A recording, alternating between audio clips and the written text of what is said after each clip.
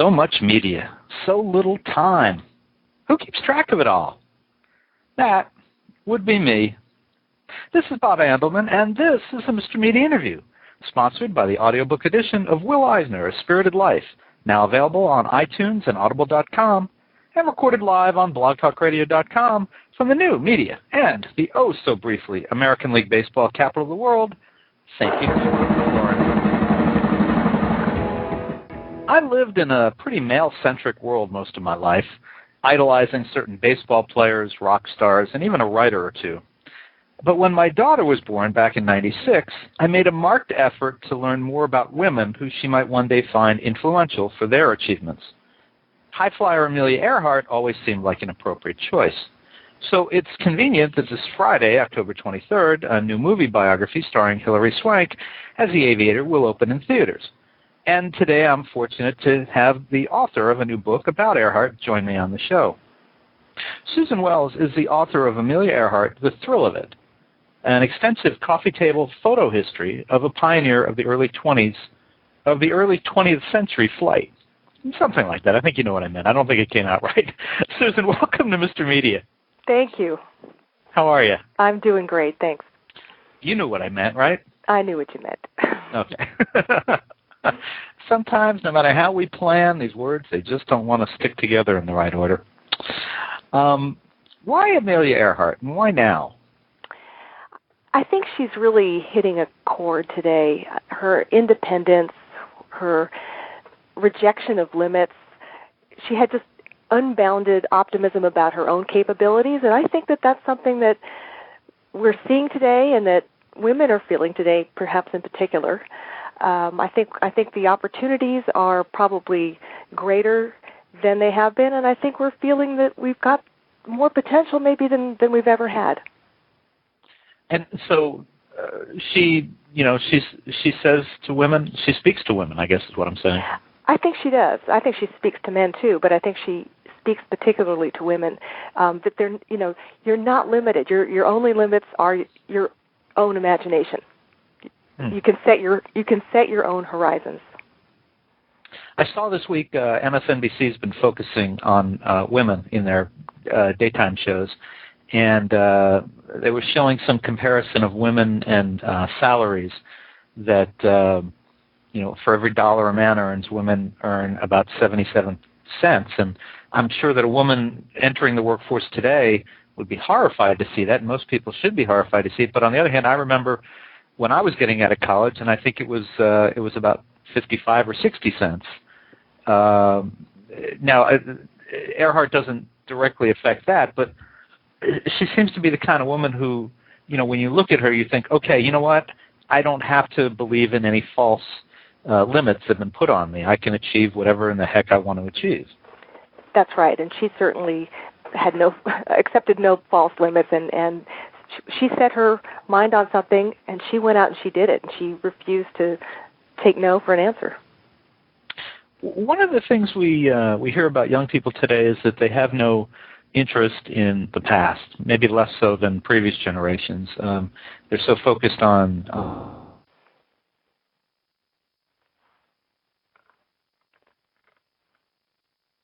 Hello?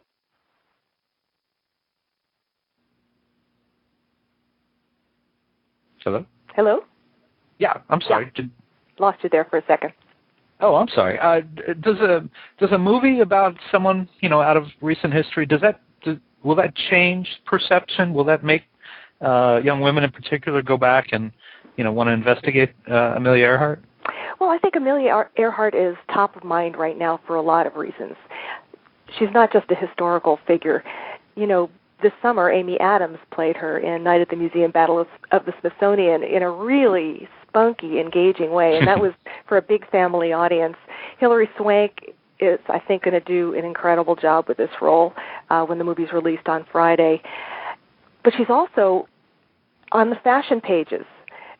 You open any fashion magazine, and there's spread after spread of models dressed like Amelia Earhart. She's just, for some reason, she's in the air right now. So it's not just a matter of going back to the past. She's very much in our present, in this cultural moment. Have you seen the movie yet? I actually saw it last night. And? Very exciting, and I think Hilary Swank did an incredible job. I mean, really captured Amelia's essence, and I think Richard Gere was fabulous. Can I help you sell some books, you think? Well, we shall see. Well, what else could be front of mind for you in going to see that movie, right? Well, my book is about the real Amelia, and I do hope that the movie and all the attention to Amelia on the big screen and in the magazine and newspaper pages will get people curious about who the real person was, because that's what my book is about. And there are over 300 images, not just photographs, but glimpses of her personal world, her love poetry, her letters. I mean, it's a scrapbook and a biography of Amelia's life. And I think if you read it, you will really get to know the person, the real person. And just a little bit more about the movie, and I'll focus back more on the book. But since you did see it, did it hew to the truth, or did it do what most of these movies do, and kind of combine facts and make things more convenient to making a movie? I think if you have a couple of hours on the screen, you have to condense a life. It's just not possible to show every detail. So it was streamlined, but it was very powerful. And who do you who do you like better in the role, Amy Adams or Hilary Swank? I like them both. They're different, but I think they really both got her. Amy Adams had that sort of just that thrill. She really conveyed the thrill of flying and that sense of fun and let's go do it. Hilary Swank really conveyed the sense that I'm going to go do it no matter what. I mean, it's a slightly different interpretation, but it's all real. It's all true. It's all really the way Amelia was. I haven't seen the new movie yet, but I will say that after seeing Amy Adams in Night at the Museum too, if I was single, I would want to go out with that woman.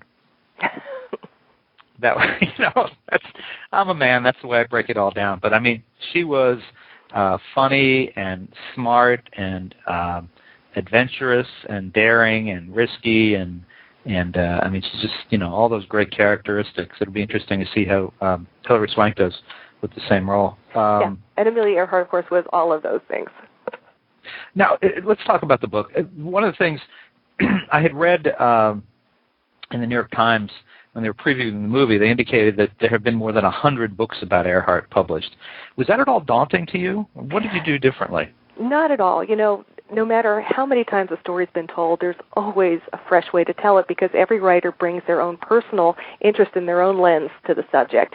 But not only that, there was new information released since the last biography was published in the 1990s.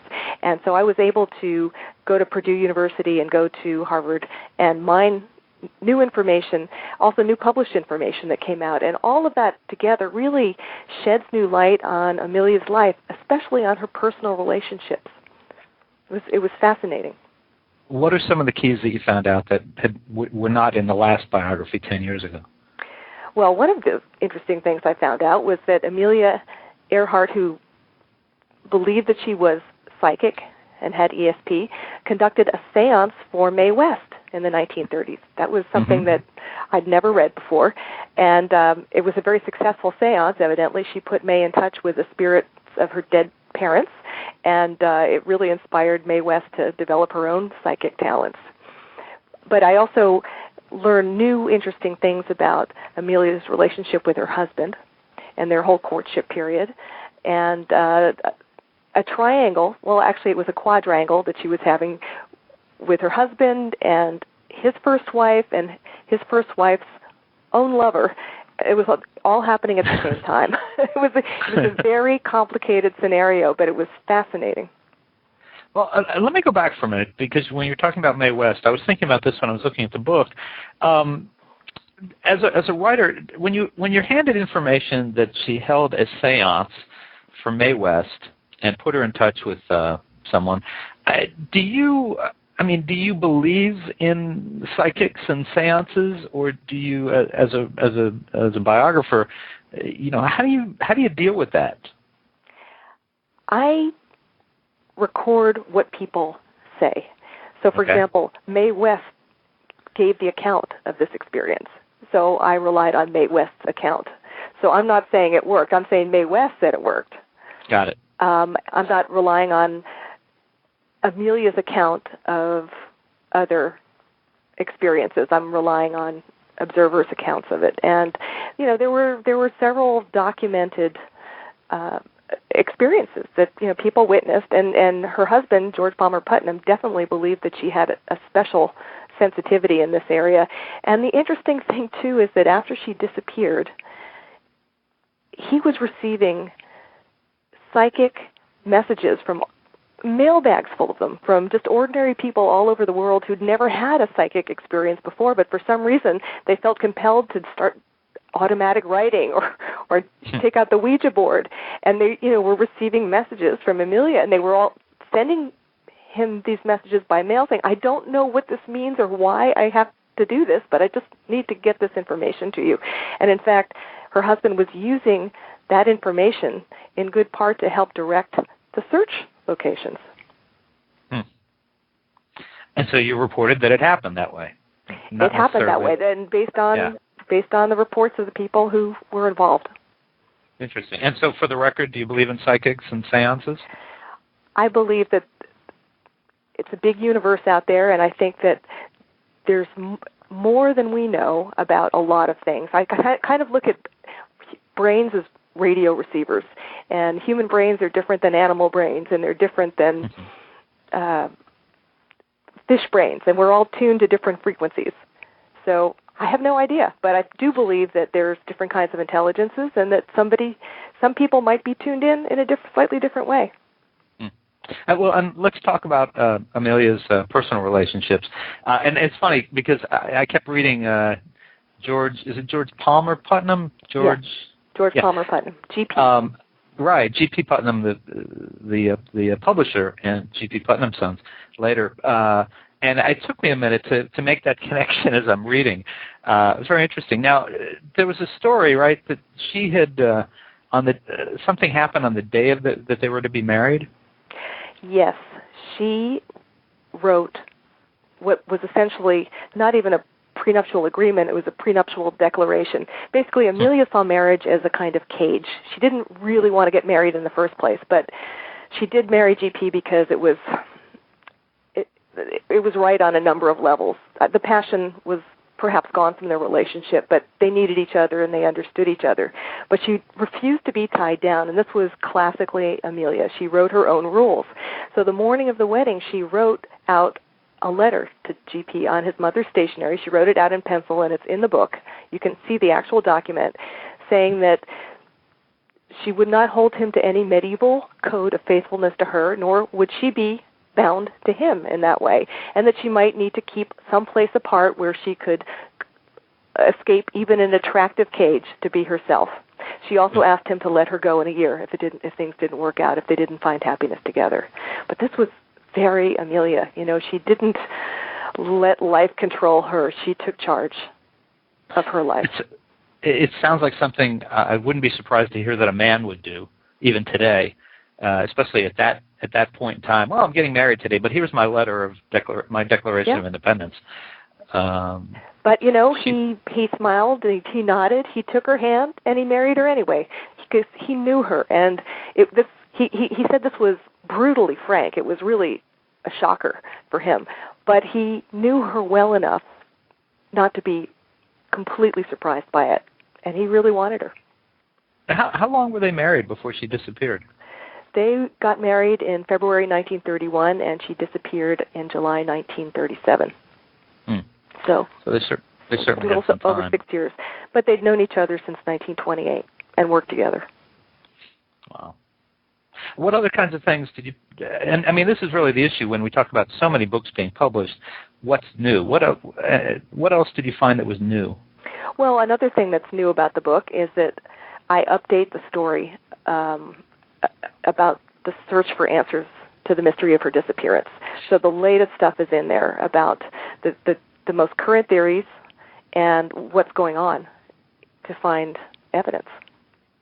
You had, as I recall, you had a picture of the last landing strip. Yeah. Right? And it's amazing to see. You can still see some evidence of where she touched down and took off from. Actually, that was where she was supposed to touch down, but she missed it. She couldn't find it. But that's the landing strip on Howland Island, which was going to be her refueling stop as she flew across this huge Pacific Ocean. She didn't have enough fuel to take her all the way across from New Guinea to Hawaii. Mm-hmm. She also couldn't stay airborne for that long, which was more than 24 hours. So she had to come down somewhere, and they had this plan, and the U.S. government actually made a landing strip for her. Yes, and you can see it in the book. You can see what it looks like today. On Howland Island, it was the first U.S. landing strip in the South Pacific, and she couldn't find it, and they got lost. And how did you get that picture? Somebody was out there, and they took it, and we contacted them. Okay, that's the first thing I wondered when I saw that. It was a great piece of document. It was a great document. Yeah, and that's another thing that's new in the book. There's a lot of visual material in here that's never been published before. You'll see a lot of things that you won't see anyplace else. Well, and I want to say, I got to tell you two things. First of all, I love the photos, and it brings, especially a modern reader, into the story, I think, a lot more easily and a lot more quickly than 500 pages of text will, because she was so visual and did so many things. And I mean, you talk about fashion. She was very into fashion. I know she designed her own outfits and sold them. But here's the thing I want to tell you. I've referred a couple times to, as I recall, when talking about your book. I do not have your book in front of me right now, and there's a very interesting reason for that. I want to share that with you. Yesterday, I have a 13-year-old daughter. I went to pick her up at school, and I had the book with me. I got there early, and I wanted to spend some more time paging through the book. So I picked her up, and she grabbed the book and starts looking through it, and it's just fascinated with it. And then we went to her music lesson, and she's reading it through the music lesson. And she brings it into the house, and she's still reading it, and she's just fascinated. I think she knew a little bit about Amelia, but I don't think she knew a lot. And she's just fascinated. So this morning I went to get the book back so I could, have it in front of me as a reference. She put it in her book bag and apparently took it to school with her. That's amazing. I think you should take that as high compliment, because that hasn't happened in 4 years of doing these interviews. So go figure. I do take it as a high compliment, and I think that's really my purpose. I think everybody knows the name Amelia Earhart, but not that many people know about the person behind the name and behind the legend, and that's really what I wanted to put out there and give people a connection to. Mm. And as a father of a 13-year-old daughter, I'm wondering, do you think that any of today's well-known young women make good role models? I mean, in other words, who are this generation's Amelia Earharts? I think there are more Amelia Earharts in this generation than perhaps the world has ever seen. I mean, I'm the mother of two daughters, and mine are now 23 and 26, and I will tell you that they don't really accept or anticipate any limits on their lives. And this is a new generation, and they are really coming up with completely open horizons, without all of that baggage, that gender-related baggage that we all grew up with to some extent. I think they are freer to chart their own course. We shall see, but that's the sense I'm getting. Susan, we've got a caller. I'm hoping it's for you. Hi, do you have a question for Susan Wels? Hi, to you both. Yeah, great show. I'm enjoying this immensely. I wish I would have came in a lot sooner. I do have a question. It's about one of her other books, if I may ask. I know you're talking about Amelia Earhart, but she had Miss Wels has written about the history regarding Pearl Harbor as well. And I had a question for her. I'm an Elvis Presley historian on his life, and I know he had a big part in raising the funds needed to finish the USS Arizona Memorial in Pearl Harbor. And I was wondering that over her research and gathering of facts, if she ever came across anything in reference to Elvis Presley with her research for that book. And the reason I ask is because it's been an ongoing debate whether the U.S. Park Service ever had a plaque that commemorated the fact that Elvis did a benefit concert and donated money to get the rest of the memorial built. And people have said there has been a plaque, that there wasn't a plaque, that it was there, but the Park Service took it down. And I just wonder, if she indirectly or directly had ever seen any reference to this at all to try to confirm if that's ever been there or not. That's a fascinating question, and I have to tell you that I have never come across that. Now, that doesn't mean that it doesn't exist, but I don't recall seeing anything about that. Okay, because it's been, it's weird. It's one of those things that when you, depending on who you speak with, they'll say yes, it was there, and then some people say it was taken down, but then others will say that, but it's back again now. But nobody ever seems to have a picture or be able to verify that there is indeed something there. I mean, I've even been there myself and never saw anything. So I know it's just a little off topic, but while you were on the phone, I just really wanted to ask that. Yeah, I wish I could help you with some information, but I just never came across anything like that. Good luck with that. Okay. Well, thank you. And in a very interesting interview and a show that I will come back, and I hope that you have Miss Wels on again because obviously she has a lot more to offer, and these are the type of guests that are intriguing to me. So thank you very much. Great. Thanks for calling in. And I will point out that Susan Wels has also written Titanic, Legacy of the World's Greatest Ocean Liner, and the Pearl Harbor book that the caller was referring to is Pearl Harbor, America's Darkest Day. You take on some big topics. I guess I do. I'm not exactly sure why that is, but they're attractive. They're big stories, and they're all about people, and that's the best part of history is the people make it, and they're fascinating. And I want to come back to what I was asking you about right before the call. If you could speak directly to young women, like my daughter, for example, what other whose lives would you encourage her and young girls like her to discover? It doesn't have to be from today. It could be anytime in the last 50 years. But who else would be good for them to learn about? Well, Sally Ride comes to mind. Eleanor Roosevelt, Hillary Clinton. There are so many women who have put themselves out there, following their own lights, making a difference, putting themselves on the line. Unfortunately, the list of female heroes in American history tends to be rather short, and that's a shame. I think it's going to get an awful lot longer in the coming generation or two.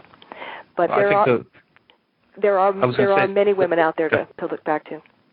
I didn't mean to interrupt. I was going to say that the list of women that you refer to is probably still longer than the list of famous Jewish sports legends. That's all. Could be. If Amelia Earhart had not mysteriously vanished, do you think she would still hold up the way she has over time, or do you think we wouldn't think of her as much or in the same way? So that's a really good question. If she had not disappeared, she would have come back to the United States and settled into much more of a normal life. At least that's what she was saying, that this was going to be her last big flight. It's even possible that she was pregnant when she disappeared. We don't know that, but she thought there was a possibility. And I think she was realizing that the public was getting kind of jaded with all of these hero flyers. Commercial airlines were actually starting to really come to the fore, and there had been the first commercial flights across the Atlantic as she was disappearing over the Pacific. So she needed to make a change. But she was the kind of person who I think would have continued to make a difference. She was a huge advocate for women's rights. She was very involved. She had a huge speaking career. She probably would have found another way to make a difference and to stay engaged. But no question, her disappearance has kept her in the public eye in a way that nothing else, I think, could. We had a question from the live web chat that accompanies these interviews, wondering, and I don't have this information, unfortunately, will you be doing, or are you doing any book signings or appearances this month? Yes, I've got a whole bunch of them coming up. On Friday, October 23rd, I'll be at Changing Hands Bookstore in Tempe.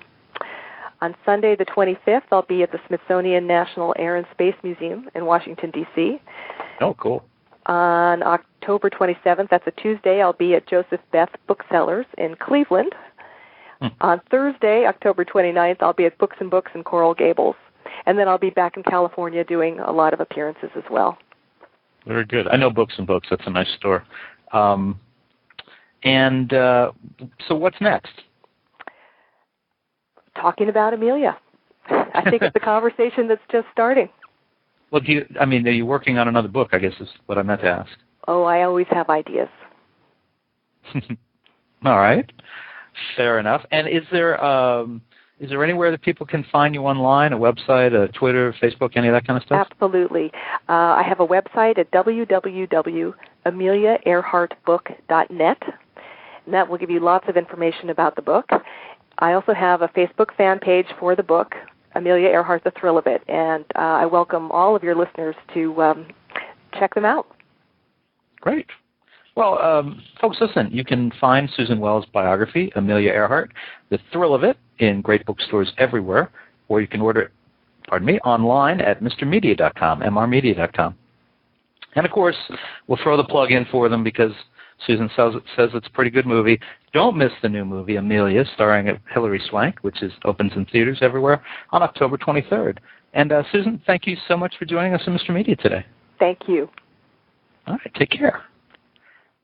And folks, for more interviews with the authors of biographies and autobiographies, surf over to our main website, www.mrmedia.com. That's where you can listen to my conversations with Four Seasons Hotels and Resorts founder Isadore Sharp, movie star Charles Grodin, rock journalist Legs O'Neill on the Ramones, Bill Shelley on comic book artist Joe Kubert, Peter Golenbach on Mickey Mantle and Tony Curtis, Todd DiPestino on Bill Malden, David McCallis on Charles Schultz, Larry Ratzo-Sloman on Harry Houdini, and many more. And please think about writing an online review of Mr. Media, casting a vote for Mr. Media, or marking Mr. Media as one of your favorites. Whether you listen on Blog Talk Radio, blogcritics.org, TrueSlant, Pointer Online, Digital Journal, Vox, Mediafly, Podfeed.net, Blueberry, Zencast, Zimbio, Current, or Odeo. Subscribe to Mr. Media on iTunes and you'll never miss a show. Just search Mr. Media Interviews from within iTunes and subscribe for free. Or subscribe to Mr. Media's blog on the Amazon Kindle Reader. You can also listen with a piece of string and a tin can in many locations. If you've got an idea for a guest, email me directly at bob@andelman.com. That's ANDELMAN. You can also follow me on Facebook or on Twitter, www.twitter.com/Andelman or facebook.com/Andelman. Thanks so much for joining us today. Really appreciate you sharing a piece of your day with good old Mr. Media.